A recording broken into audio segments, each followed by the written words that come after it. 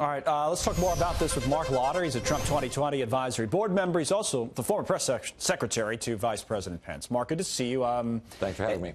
This race, obviously, to Peter's point, these comments that Cindy Hyde-Smith had made about public hangings in Mississippi, Democrats looked at that and said, hey, you know what, maybe we can actually win this runoff. Is there any real concern on the Republican side that this one could flip, or? No, not really. I was with the president and the vice president yesterday in Mississippi for the second rally in Biloxi. This was not about saving the seat. This was putting an exclamation point on the win. Okay. And making sure, but we've got to make sure, excuse me, that Mississippi voters get out and vote. But this should be a good win for Republicans tonight in Mississippi. What's the significance, your analysis, of 53-47, if that's where we end up, versus where we were at 51-49? How significant is that in the Senate? All you have to do is go back and look at the vote to repeal and replace Obamacare, and you can see that just one single vote can make the difference on whether we can deliver and President Trump can deliver on campaign promises. It's not a seat that we want to give up. We already lost the seat in Alabama that should be Republican. We cannot do that again in Mississippi. Well, that's a fair point. You're right about how tight things had been. I do want to get your take. Forget about 2018 for a moment. This is the last race of 2018.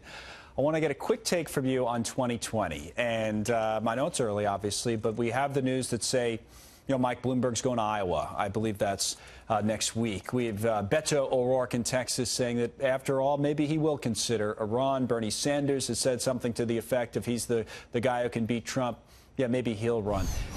You know, there they are on the screen, on cue. Everybody and their brother or sister looks like Marc. They'll line up on the Democratic side. Those will be some debates, right, in the primaries, if that's how it ends up. But is there anybody there that scares you as a Trump 2020 advisory board member? No, and here's the fact. I mean, the news right now is not who is running, it's who's not running, because everybody with a D next to their name seems to be running. But we know what's going to happen. The radical, angry, leftist base of the Democrat Party is going to pull their candidates further to left, further towards socialism, and when they nominate that candidate, then they're going to have to try to come back to the middle to win a race, and that's just not going to work when you have a president in Donald Trump who is taking ownership of the middle, fighting for middle-class tax cuts, bringing manufacturing jobs back to our country, and even doing things like securing the borders, stopping the flow of drugs coming into our neighborhoods. Those are the things that people are going to be voting on in 2020. Now, to be fair, if the economy turns a bit, as there's some signs it might be, we'll see how next year goes. Pennsylvania, Michigan, Wisconsin, those key states that put the president over the top. Couldn't a Joe Biden or couldn't a Bernie Sanders, couldn't somebody beat the president in those states? And if they do, he doesn't get reelected. Isn't that a real threat?